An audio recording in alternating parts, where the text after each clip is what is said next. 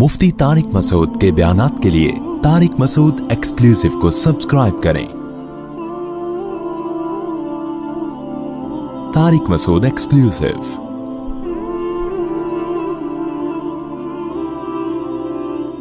तिजारत के हवाले से सीरत की रोशनी में चंद बातें अर्ज़ करूँगा। ज़ाहिर है सीरत, इस्लाम, कुरान एक ही चीज़ के मुख्तलिफ नाम हैं। इन्नका लअला खुलुकिन अज़ीम, कुरान कहता है कि ए नबी आप सबसे बेहतरीन खुलुक पर हैं, अखलाक पर हैं। तो वो अखलाक क्या हैं? पूरा कुरान चलता फिरता अगर कोई देखना चाहता था तो वो रसूलुल्लाह सल्लल्लाहु अलैहि वसल्लम की ज़िंदगी में नज़र आता था। आप किताब भी लेकर आए और आपने उस पर अमल भी करके दिखाया। तो इस्लाम में सबसे पहले मैं ये अर्ज करूंगा तिजारत की फजीलत क्या है। यहीं सियालकोट में एक ताजिर हैं, मैं भूल गया, मैंने बताया ना कि गम बहुत पाले हुए हैं हमने, तो आप समझदार हैं, डिटेल में जाने की जरूरत नहीं है। थोड़ा सा डिटेल में चला जाता हूं।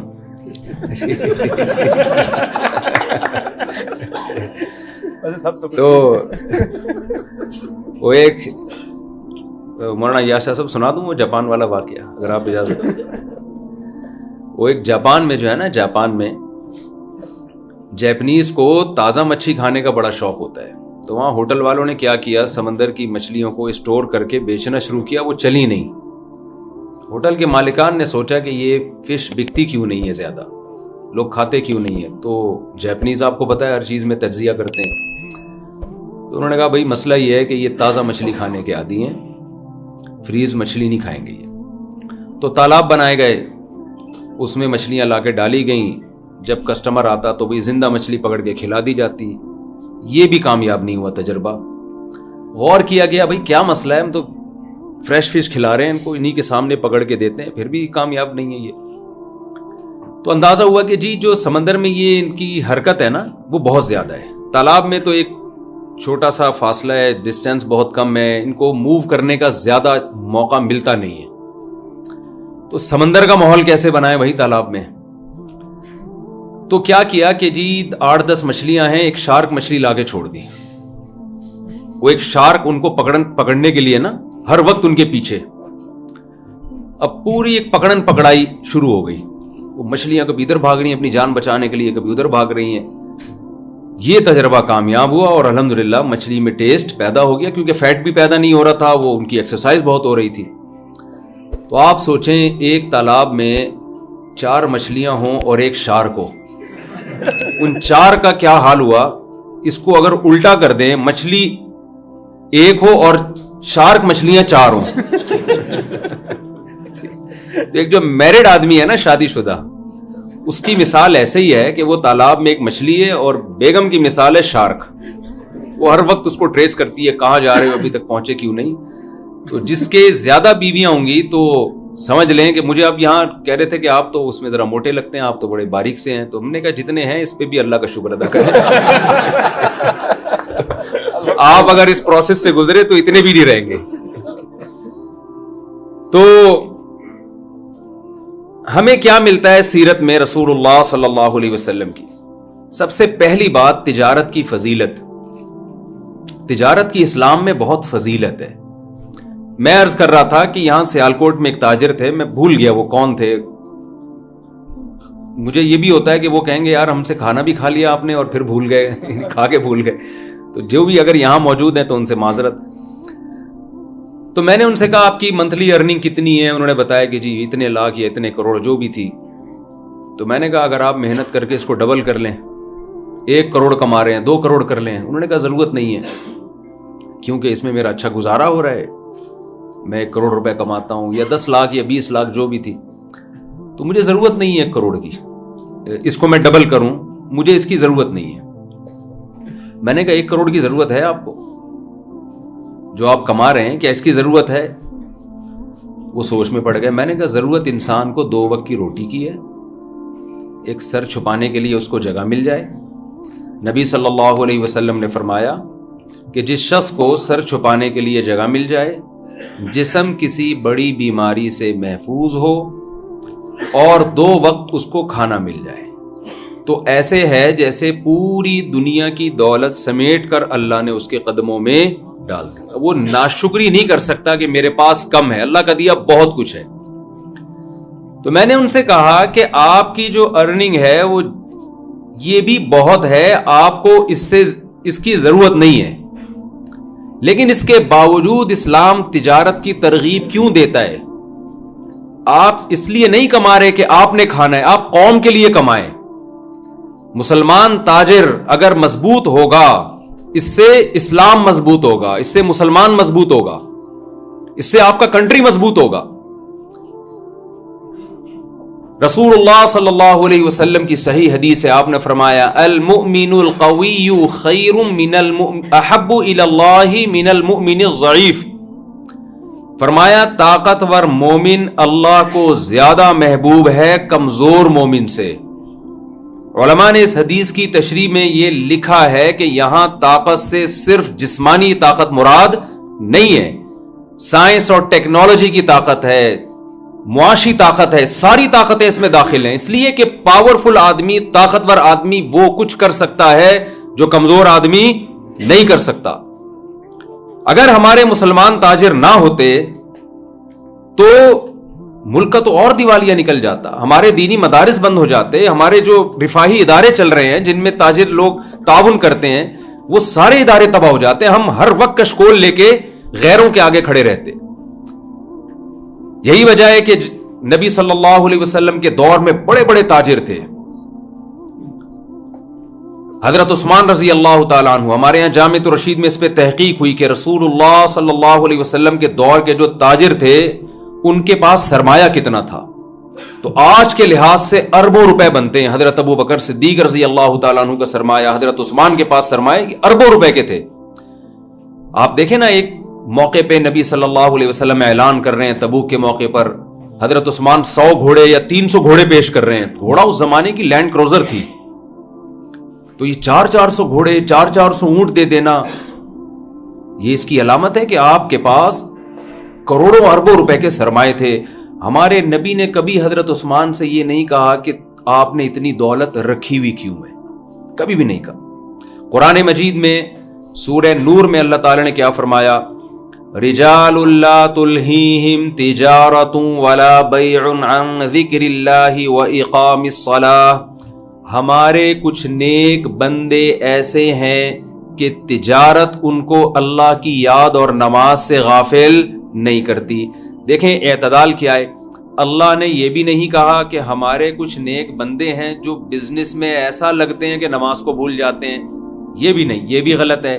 یہ بھی اللہ نے نہیں فرمایا کہ ہمارے کچھ نیک بندے ایسے ہیں جو بزنس کرتے ہی نہیں ہیں, ہر وقت مسجد میں اللہ اللہ میں لگے رہتے ہیں.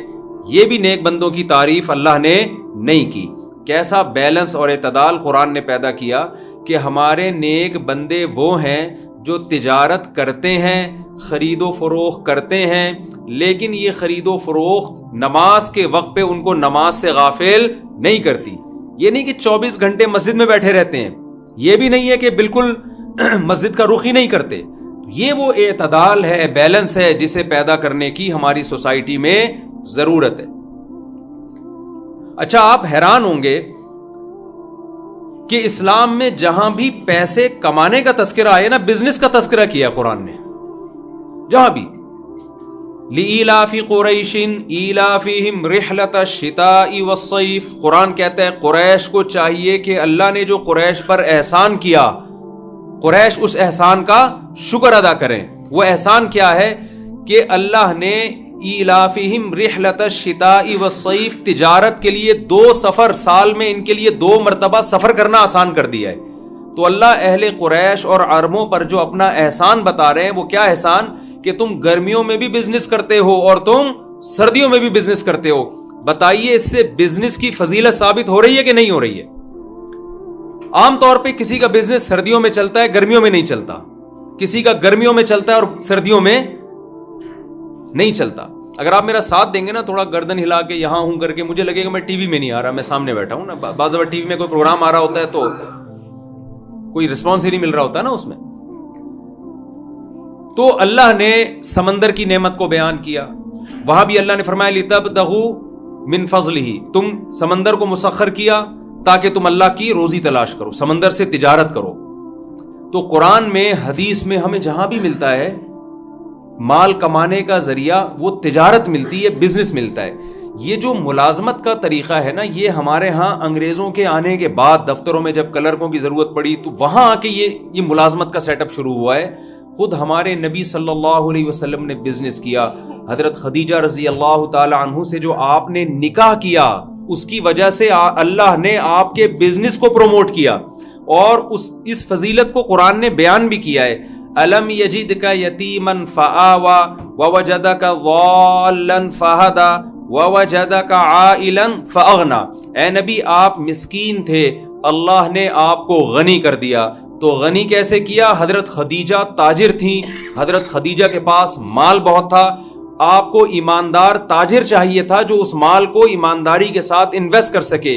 اسی امید پہ حضرت خدیجہ رضی اللہ تعالی عنہا نے ہمارے نبی کے پیغام نکاح کو قبول کیا, اور اللہ نے اس بزنس کے ذریعے آپ کے کاروبار میں برکت عطا فرمائی. تو معذرت کے ساتھ اس سے شادی بھی ثابت ہو رہی ہے. اگر اس زمانے میں ایک شادی کا رواج ہوتا, یہ درمیان میں تھوڑا سا گریوی کراچی کی زبان ہے, یہ پتہ نہیں آپ سمجھتے نہیں سمجھتے, یہ موضوع سے ہٹ کے تھوڑی سی 2 منٹ کی بات. یہاں کوئی میرڈ خاتون بیٹھی ہیں تو ان سے معذرت. تو اگر اس زمانے میں ایک شادی کا رواج ہوتا تو ہمارے نبی حضرت خدیجہ سے کرتے نکاح. بھئی ہمارے یہاں ہوتا ہے نا, شادی تو زندگی میں ایک ہی دفعہ ہوتی ہے, بھئی میں بزنس کروں یا, اب ہمیں یہ ہوتا ہے نا کہ بہو آئے گی گھر میں ایک ہی دفعہ. میں لوگوں سے کہتا ہوں کہ دیکھو, ہم کراچی میں جب قربانی کا بکرا لینے کے لیے جاتے ہیں نا, تو ذرا سا بھی اس میں فالٹ ہو ہم نہیں خریدتے جانور. کیوں یار, قربانی زندگی میں سال میں ایک دفعہ ہوتی ہے, ہم ایسا بکرا کیوں لے آئیں کہ بچوں میں مذاق اڑے, گلی محلے میں مذاق اڑے, اور ابا کیا اٹھا کے لے آئے, کیا گائے اٹھا کے لے آئے. تبھی کراچی میں آپ کو پتہ, ابھی بتا رہے تھے 2 کروڑ کا بچڑا ایک. تو آپ سوچیں, جب جو سال میں ایک دفعہ بکرا مولانا یاد شاہ صاحب کے سمجھ میں پہلے آ گیا ہے, جو جانور آپ نے سال میں ایک دفعہ خریدنا ہے, اس میں اتنی تگ و دو کرتا ہے انسان کہ ذرہ برابر بھی فالٹ نہیں ہو, تو بیوی کی اہمیت بکرے سے زیادہ ہے یا نہیں ہے؟ اور وہ سال میں ایک دفعہ نہیں, وہ زندگی میں ایک دفعہ. تو مردوں کے نخرے تو پھر ہونے ہیں نا. پھر کسی لڑکی کی ایج تھوڑی زیادہ ہو گئی, اس کی نکاح کی امیدیں ختم.